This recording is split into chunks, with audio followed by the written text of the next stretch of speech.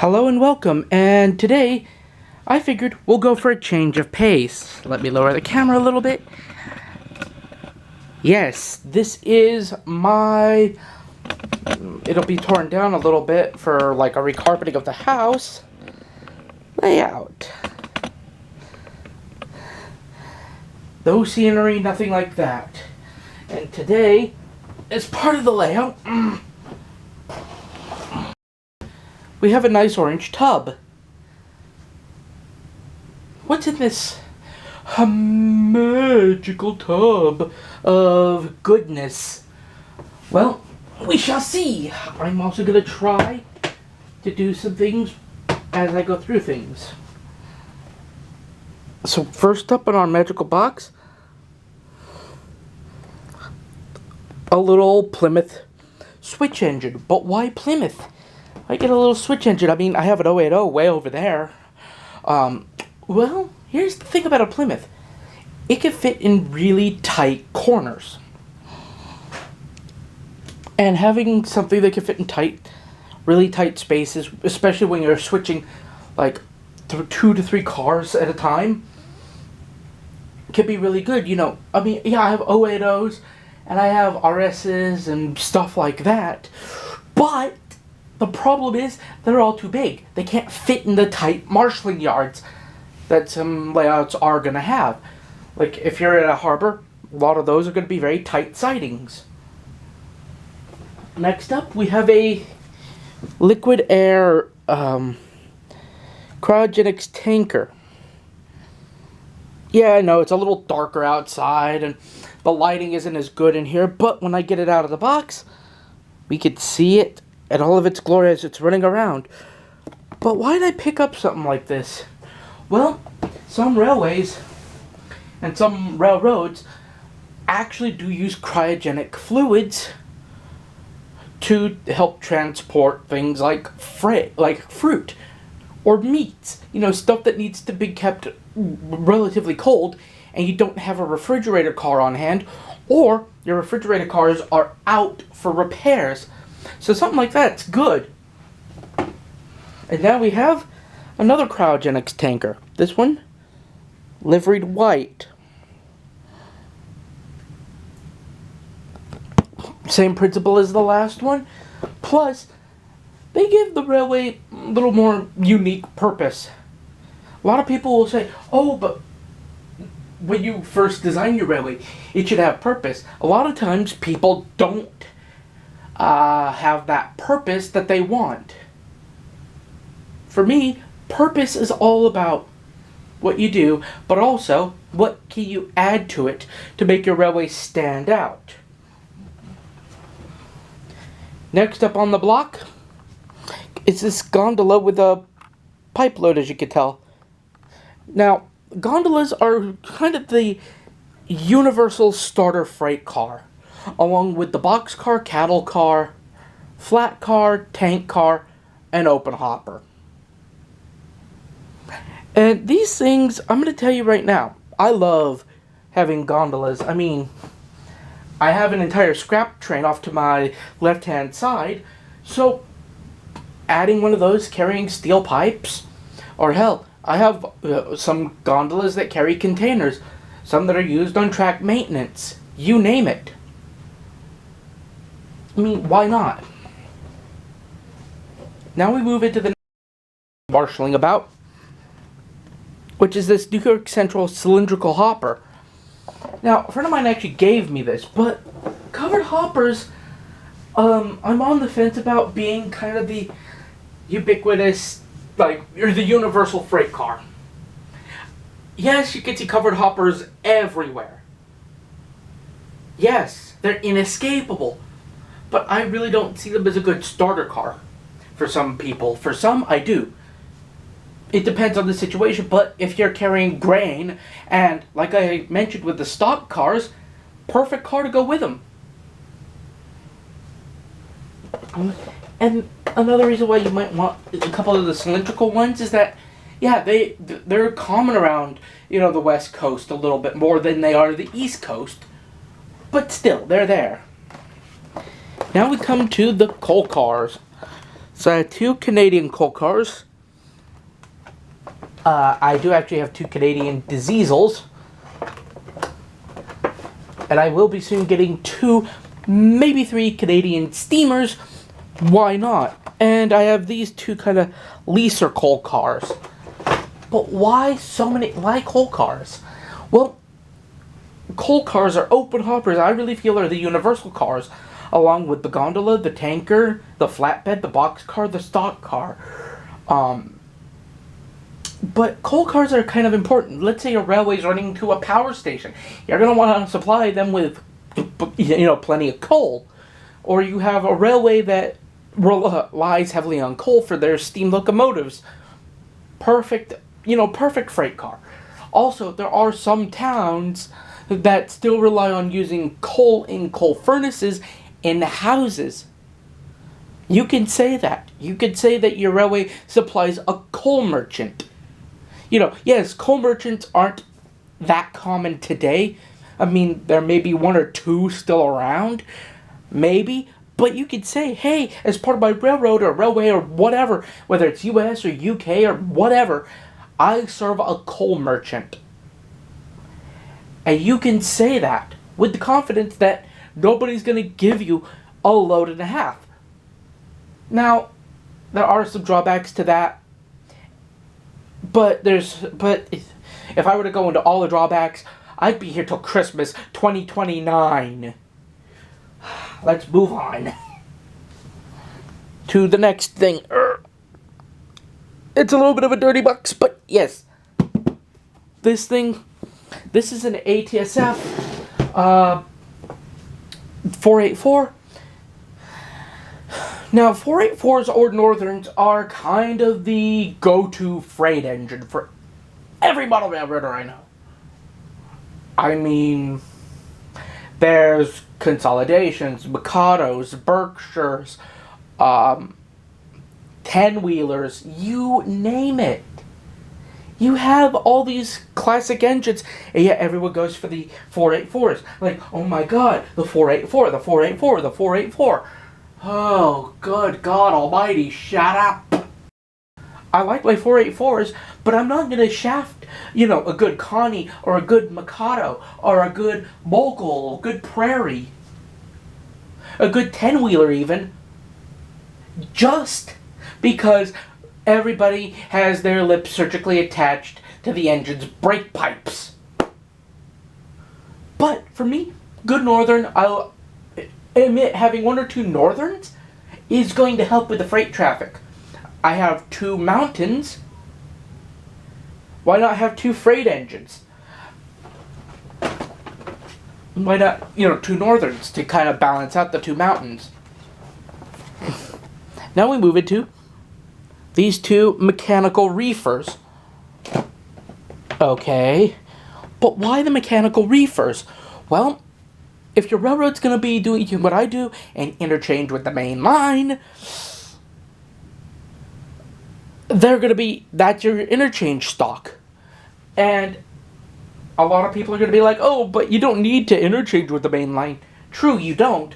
But if you want to have that connection, like, say, Sodor to the rest of the UK rail network at Barrow and Finesse, boom.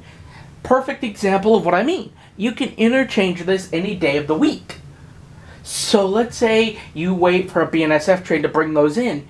Then your, Milwaukee Road Steel 39 drags them away. Or you could be running your CF7, bringing those in to be put on an outbound UP or BNSF freight train.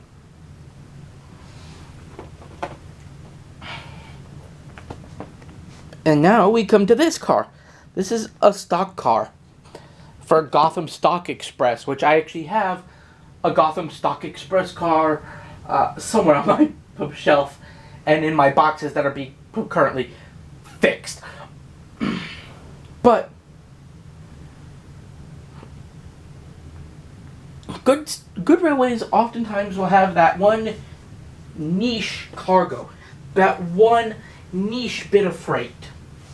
For me, I'm doing stock cars maraschino cherries, and, the odd random goods that come in.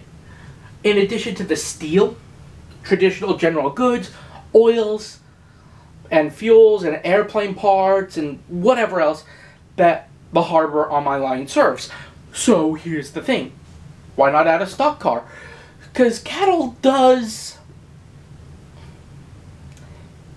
handle relatively uniquely, and can be, for some railroads, really good for the freight. Or really good cash flow, so that way you can, keep your finances up, and away, while everything else is just floating on the breeze. This is going, whee! And speaking of floating on a breeze, we have yet another gondoler. Now, why gondolas again? Well, in addition to being like steel cars, scrap trains, you name it, you could put one in a lumber mill. You could have one carrying drums. You could have one carrying a mixed load. Hell, I've seen gondolas used to carry bags of cement. Like, you don't have to be locked to one specific freight type. Which can be rather annoying. But now, we come to this baby. The thing that gave us everybody's favorite type of train. This is an auto rack. An old 1960s style auto rack. I have two auto racks over there, and I have an auto rack, an articulated auto rack, which you saw in one of my other videos. But this is the thing that kind of gave rise to all those freight cars.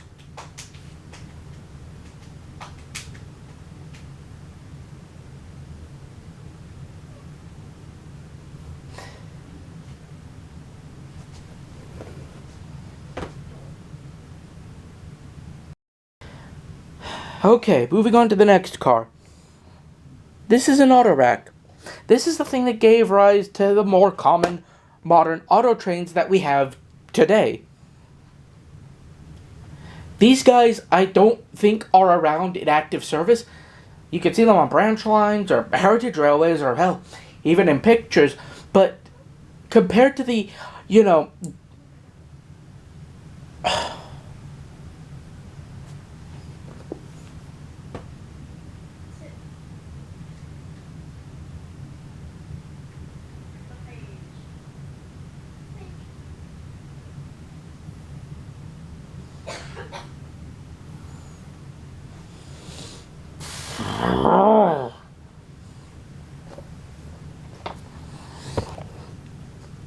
So this car is an auto rack. And this thing kind of grandfathered, whatever you want to say, the articulated auto racks and the modern day auto racks that we have. Which I have one articulated auto rack over there and two regular auto racks back there. But this is the thing that kind of birthed them, kind of brought them into the modern world. You see all these people talking about, auto rack trains and how they're so great. Well, this is the car that started it all. This car right here started a legend. And speaking of auto racks and automobile parts, I have these are the two. This is a Conrail, and this is an Illinois Central 86-foot box. They're 86-foot box cars that carried auto parts. And people oftentimes, when they run auto trains, will run these great big auto boxes, as we call them. And I do have three more. Let me look at my shelf.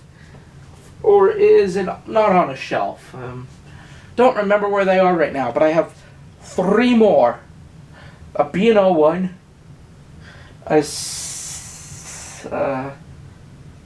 Damn it. B&O GT and crap. I can't remember. Dang it. Oh, here we go. SP, B&O, and GT. But why get two more? Well, auto parts. Also, people might like to run these just for general freight purposes. And hey, if they are general freight train purpose, why not? That's what they were used for later in life. Many of them, some of them, well, yeah, many of them, I should say, still seeing this later in life use. Okay, next up. This is another twofer. Oh boy, that's a beer. And the Los Angeles Brewing Briefers. Now, I am working on a little brewery line. There are many breweries that I really feel like should be served by rail. That the road network is not favorable for them in the slightest. And it's something like that that might give your railway a little more meaning, a little more character, a little more charm. Oh boy. And things like that are what's going to help you stand out from your competition. You have 7 guys all modeling various times or eras of, say, the Lone Pine subdivision, where all you see are grain and container trains. Yes, I have a container train. Whoop-de-teedly-doo. But still, things like this, they're going to give you what you want. A little more fun, a little more excitement. Speaking of fun and excitement,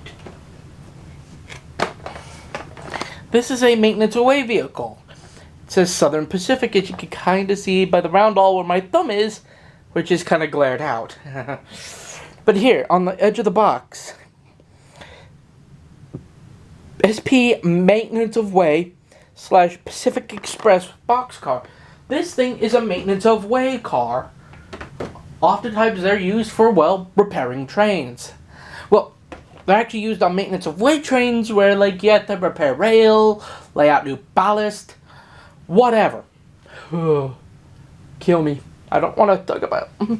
But big railroads like the SP would buy these kinds of cars. Yes, there's a reason I said kill me. It's that kind of kills me inside to talk about.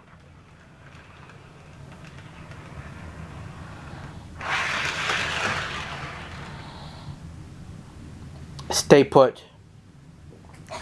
Sorry, yelling at a wood chip. Next setup are these 2 log cars, because why not have log trains? I mean, I already have, God knows, 1, 2, 3, 6 log cars. Why not add 2 more in? Also, logs go to mills. They can make paper, planks. You know, going back to the gondola, these guys would tie in great with the gondola, because guess what? You're making planks, those go into the gondolas. Those planks can then go out to places like Home Depot, Lowe's, wherever, to basically go into your houses to make bookshelves or tables or desks or whatever.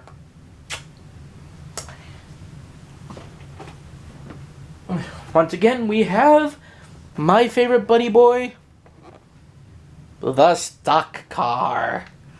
Now, yes, this is another stock car. Why? Well, once again, cattle trains are going to some railroads, especially those that deal with farming.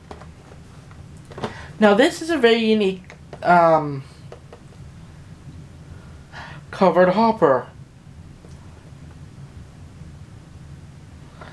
This guy is for carrying powdered metals.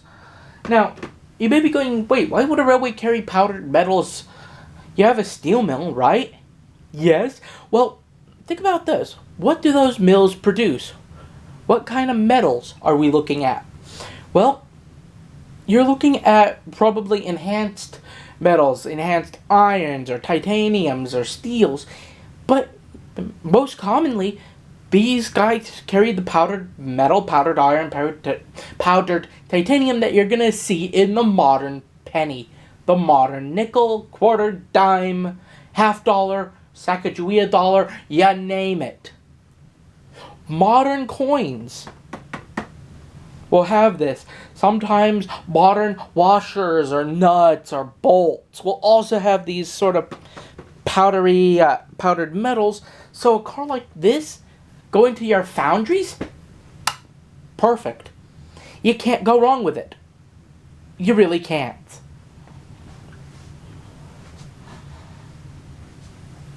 And the last two cars. 1, 2. These are, once again, they're kind of blacked out. Sorry about that. You'll see them running around.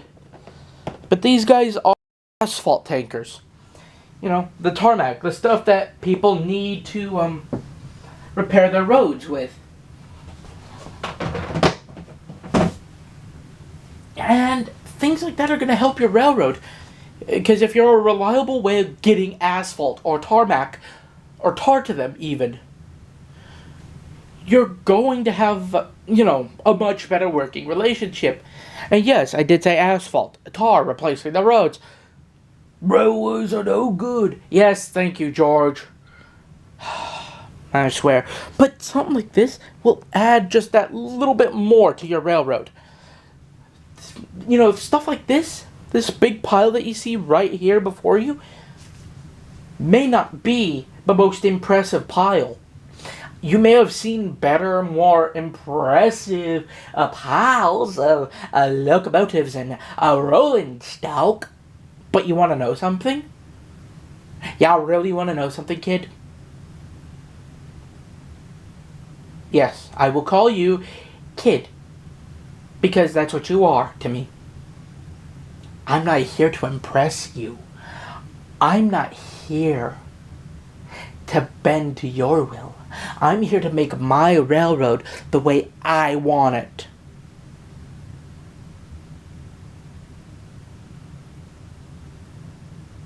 This is my railway, and I give the orders. So, yeah, I'm gonna pull this out, and in the morning, I will be doing a big run around with this stuff. Oh boy. I don't want to go through the pain of unboxing all this. But anyway, I'll see you guys in the next one. Bye.